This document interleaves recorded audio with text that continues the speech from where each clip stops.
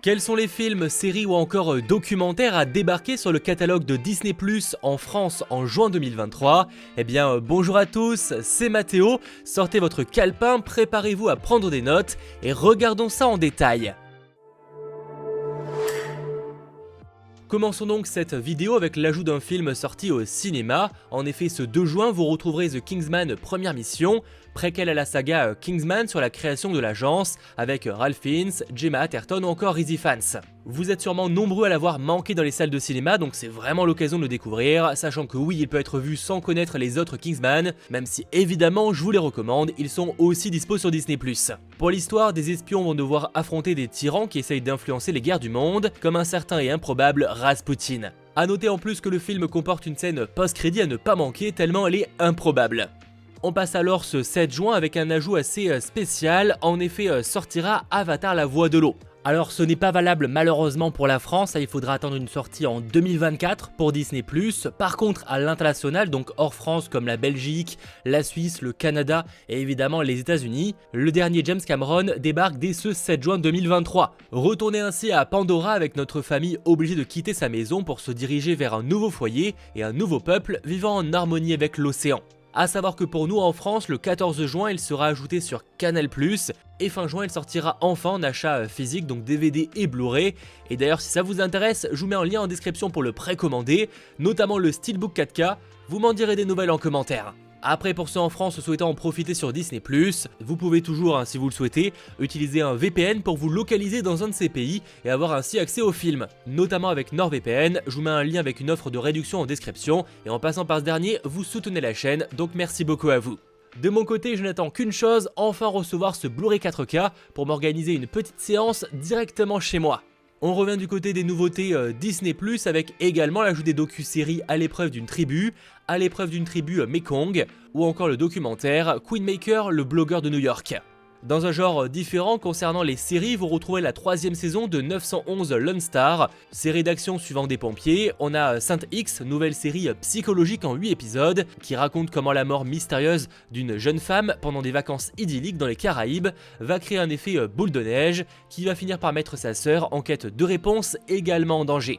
Vous aurez l'ajout de la seconde saison de Single Drunk Female, la suite des aventures d'une fêtarde de 28 ans qui, à la suite d'un événement embarrassant en public, s'est rendu compte qu'elle a possiblement un souci avec l'alcool, ce qui l'a forcé à retourner chez sa mère pour éviter la casse-prison. De mémoire, je suis complètement passé à côté de la première saison, mais si elle est plutôt intéressante, eh bien n'hésitez pas à me le signaler en commentaire. Et autre grosse nouveauté, mais ce 2 juin, un tout nouveau film, Flamin' Hot. Clairement l'une des sorties du mois sur Disney+, c'est réalisé par Eva Longoria et ça relate la véritable histoire de Richard Montanez. Alors j'imagine que ce nom ne vous dit rien mais vous connaissez sûrement sa création. En effet c'est l'histoire folle du gardien de Frito-Lay qui a bouleversé l'industrie agroalimentaire en utilisant son héritage hispano-américain pour créer les fameuses chips Flamin' Hot Cheetos. D'une certaine manière on peut dire que s'il existe aujourd'hui des chips ultra pimentées, c'est en partie grâce à lui. Je ne connais pas du tout cette histoire mais elle promet d'être passionnante, en tout cas je croise les doigts, et si c'est à la hauteur des derniers biopics comme on a pu voir dernièrement avec R sur Prime Video ou encore Tetris sur Apple TV+, eh bien je vous en reparlerai dans ce format. On passe alors ce 14 juin avec l'ajout d'une nouvelle série originale Disney+, The Full Monty, la série, réalisée par les mêmes créateurs que le film du même nom. Cette série en 8 épisodes raconte comment, près de 25 ans après les événements décrits dans le film, nos héros s'efforcent de survivre dans une économie en berne dans tous les secteurs, et comment par leur effort collectif et leur profonde humanité, ils vont trouver des solutions aussi absurdes qu'inventives pour triompher de l'adversité. On passe ensuite sur une série de documentaires avec La révolte agricole, La dernière bataille d'Hitler saison 1 à 4.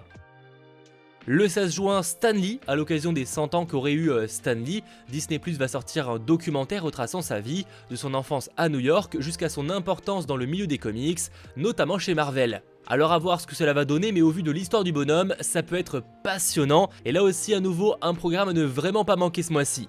Et le 21 juin sera ajouté le docu-série 1619, composé de 6 épisodes et qui aborde l'histoire des États-Unis en plaçant les conséquences de l'esclavage et les contributions des Noirs américains au centre même de ce récit national.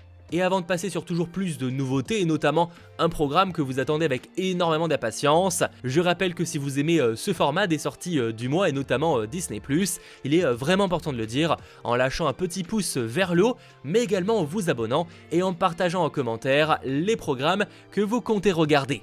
Évidemment, moi dans la liste qui en fait partie sortira ce 21 juin, la première série Marvel Studios de 2023, Secret Invasion, avec un nouvel épisode chaque semaine. Ça se déroule après les événements relatés dans Avengers Endgame, et on y retrouve le célèbre Nick Fury, qui va apprendre l'existence d'une invasion clandestine de la Terre par une faction de Skrulls métamorphes. Il se doit alors de revenir sur Terre et de rejoindre ses alliés comme Everett Ross, Maria Hill ou encore le Skrull Talos.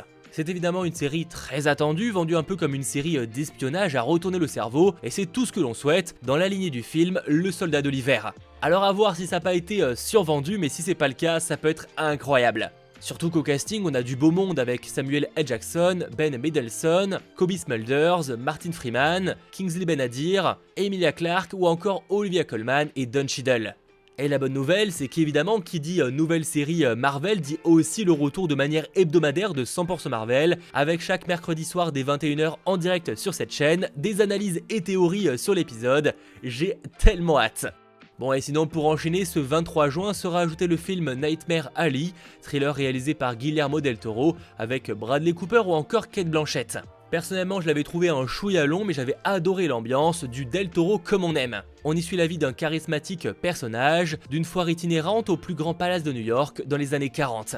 Il va prendre pour habitude, sous couvert du mentalisme, d'arnaquer l'élite de la société, sauf qu'il va voir de plus en plus grand et faire la rencontre d'une mystérieuse psychiatre qui va tout changer. Si vous l'avez raté au cinéma, c'est vraiment l'occasion de se le mater. Pour ce qui est du 28 juin, pour terminer, quelques ajouts plutôt intéressants, alors notamment le Disney Channel Cinéomax saison 2 et 3, la nouvelle série de Grande Espérance, nouvelle adaptation du roman de Charles Dickens, sur l'histoire du passage à l'âge adulte d'un orphelin qui aspire à une vie meilleure, jusqu'à qu'un coup du sort lui révèle un monde obscur plein de possibilités. On aura aussi l'ajout de la 3e saison de The Orville titrée New Horizons, diffusée pour commencer sur Warner TV en France. L'équivalent de cette 3e saison à The Orville arrive enfin sur Disney+ en France. Et de mon avis, si la saison ou la série vous intéresse, foncez d'urgence, je doute qu'elle reste très longtemps. Et ce serait bien dommage de passer à côté parce que le programme est vraiment cool, on y suit un équipage qui vit des aventures dans l'espace, le tout de manière très déjantée. On pourrait croire à une parodie de Star Trek, et c'est un petit peu ce que j'ai pensé au début, et en soi c'est vrai que ça s'inspire des programmes de SF ou encore de space opéra du genre, mais je vous la recommande vraiment, c'est très feel good et j'ai adoré. C'est créé avec Seth MacFarlane, connu pour les films Ted, American Dad, Les Griffins, etc. Ça vous donne un peu une idée du ton du show, si ça peut potentiellement vous intéresser.